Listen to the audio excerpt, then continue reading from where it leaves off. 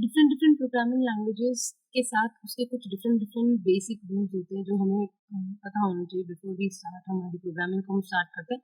तो हमें वो चीज़ पता होनी चाहिए, may be it keywords, may be और anything. So hello everybody, welcome to WSQ tech. आज हम लोग जावा लैंग्वेज हम ऑलरेडी स्टार्ट कर चुके हैं और उसका बेसिक्स पार्ट्स हम लोग समझ चुके हैं। तो उस पार्ट में ही हम आगे देखते हैं कि जो एक चीज़ होती है कीवर्ड्स आइडेंटिफायर्स, दो काफ़ी सारी लैंग्वेजेस में कॉमन होते हैं, बट हाँ एक बेसिक आइडिया हम लोग इसका ले लेंगे कि ये सब चीज़ें क्या होती है, जैसे कीवर्ड्स हो गया, आपके आइडेंटिफायर्स हो गए। नेक्स्ट टाइप में देख, so let's just move on to the next thing कि जो हमारे पास जो कीवर्ड्स होते हैं वो क्या होते हैं। जो फर्स्ट थिंग हम पढ़ेंगे आज वो होते हैं keywords. Keywords are basically the reserve words. जब भी हम किसी रिजर्व वर्ड की बात करते हैं तो रिजर्व वर्ड मीन्स कि वो पहले से ही एक मीनिंग के साथ आपके सिस्टम पे स्टोर है और आप उसको यूज नहीं कर सकते, एंड इनका मीनिंग भी आप चेंज नहीं कर सकते। अब अगर हम कीवर्ड्स की लिस्टिंग की बात करते हैं तो there are n number of keywords और आप सारों को याद नहीं रख सकते, बट यस जब हम प्रोग्रामिंग करेंगे तो हम बहुत सारे कीवर्ड्स के साथ मिलेंगे और धीरे धीरे आपको सब पता भी चल जाएंगे कि अच्छा ये कीवर्ड है, ये कीवर्ड नहीं है। तो कुछ keywords as a name suggest करते हैं, जैसे हमारा पब्लिक हो गया, हमारे पास क्लास हो गया, हमारे पास मेन हो गया, हमारे पास इंट हो गया, हमारे पास एब्स्ट्रैक्ट हो गया, हमारे पास इफ हो गया, हमारे पास वाइल हो गया, हमारे पास फॉर हो गया, हमारे पास कैर हो जाएगा, हमारे पास बुलियन हो जाएगा। तो ये काफ़ी सारे आपके पास कीवर्ड्स ऑलरेडी अवेलेबल हैं। इन सबको आपको यूज़ नहीं करना होता है and using them will definitely is restricted. तो ये आप हर प्रोग्रामिंग लैंग्वेजेस के अपने-अपने कुछ रिजर्व वर्ड्स होते हैं, जैसे एल्स भी हो गया, इफ भी हो गया, एब्स्ट्रैक्ट हो जाएगा, आपका फाइनल हो जाएगा, दिस हो जाएगा, सुपर हो जाएगा। I mean there are n number of them. आप सारे रट नहीं सकते, आपको उनको याद नहीं, I mean you don't have to mug up all them. But हाँ, जैसे-जैसे हम प्रोग्रामिंग करेंगे उसके साथ-साथ आप उन वर्ड्स को भी इजीली समझ पाएँगे। तो ये आपके सेट ऑफ कीवर्ड्स होते हैं जो बहुत इंपॉर्टेंट रहेंगे। अब जब हम कीवर्ड्स पढ़ते हैं तो उसके साथ एक बहुत इंपॉर्टेंट फैक्टर होता है जिसको हम बोलते हैं आइडेंटिफायर्स। अब ये आइडेंटिफायर क्या चीज़ है? तो जब भी आप आइडेंटिफायर्स की बात करते हैं तो as a name suggest they are basically used for identification. Identification किसका? आप कुछ भी बनाते हैं, आप क्लास बनाते हैं, आप एक वेरिएबल बनाते हैं, तो उसको आप आइडेंटिफाई कैसे करेंगे? उसको आप क्या नाम देंगे? तो वो सारा आइडेंटिफायर्स कहलाता है। आई हैव अ नेम, तो दैट इज माई आइडेंटिफिकेशन। आपका एक नाम है तो वो आपका आइडेंटिफिकेशन है। तो वो नाम जो कहलाता है वो आपका आइडेंटिफायर हो जाएगा। आप क्लास बनाते हो तो क्लास का आपने एक नाम दिया था, जैसे हमने प्रोग्राम बनाया तो आपने क्लास को नाम दिया फर्स्ट, आपने क्लास को नाम दिया सैंपल, जो भी आपने नाम दिया, तो वो सैंपल जो वर्ड हो जाएगा वो आपका आइडेंटिफायर कहलाएगा। आप कोई वेरिएबल बनाते हो तो वेरिएबल का आप कुछ नाम दोगे तो वो वेरिएबल भी आपका एक जो नाम आप असाइन करोगे वो आपका आइडेंटिफायर बन जाएगा। लेकिन जब हम आइडेंटिफायर्स को पढ़ते हैं तो इसके साथ कुछ रूल्स होते हैं।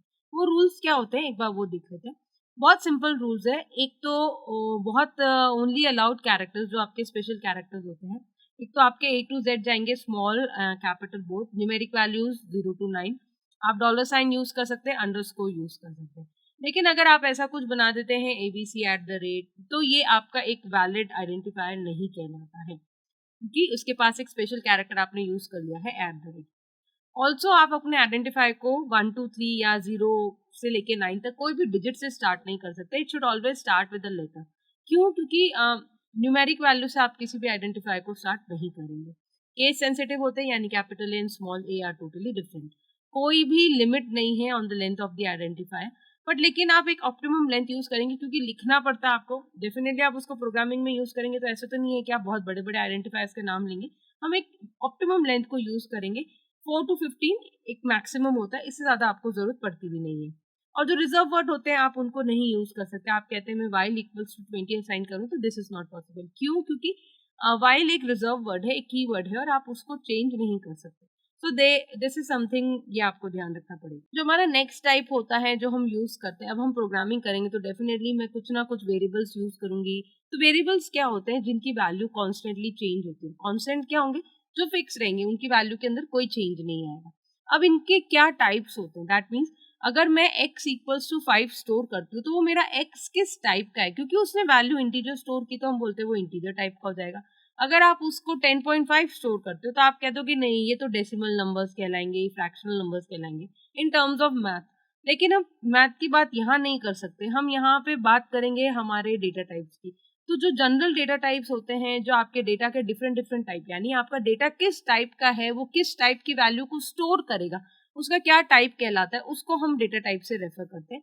तो हमारे डेटा टाइप्स जो होते हैं वो 2 ग्रुप्स में डिवाइडेड है। जो हमारा पहला ग्रुप होता है वो कहलाता है प्रिमिटिव, और जो हमारा सेकंड ग्रुप होता है वो कहलाता है non primitive.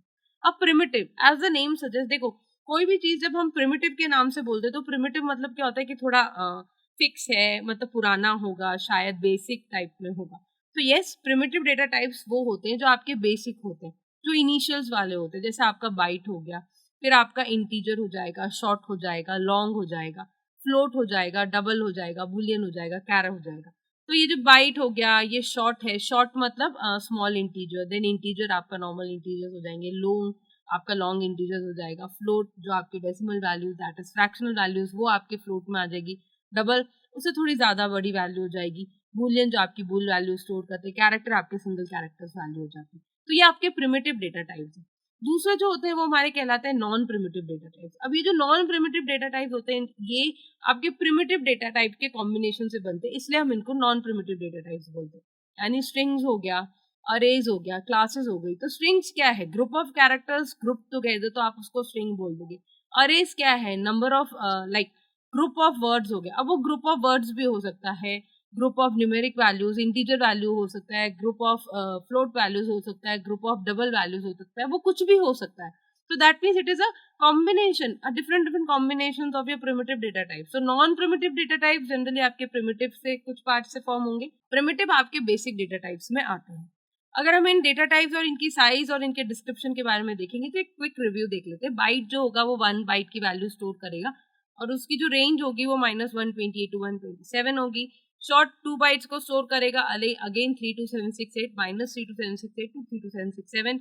Integer 4 bytes, long 8 bytes, float again 4 bytes, double 8 bytes, then bool 1 and your character is 2 bytes। तो ये आपके बेसिक डेटा टाइप्स होंगे और इनकी साइजेस दे रखी। हम जनरली जब कैलकुलेशन करते हैं तो हम इंटीजर बाइट को यूज करते हैं, और आप जब फ्रैक्शनल वैल्यूज को यूज करना चाहेंगे तब आप फ्लोट को ले सकते हैं।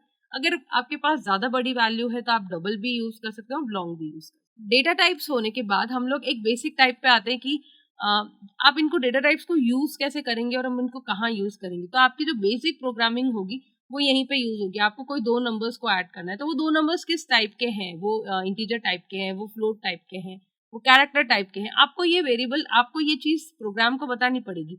आप डायरेक्टली x इक्वल्स टू 10 नहीं लिख सकते, आपको कंपाइलर को बोलना पड़ेगा कि integer x equals to 10। That means आप कंपाइलर को बता रहे हो कि हमारा एक वेरिएबल है जिसका है नाम है x, उसका जो डेटा टाइप है इंटीजर, और वो कैसी वैल्यू स्टोर कर रहा है, वो एक इंटीजर वैल्यू को स्टोर करके रखेगा, इसलिए आपने उसके आगे इंटीजर एक्स लिखा।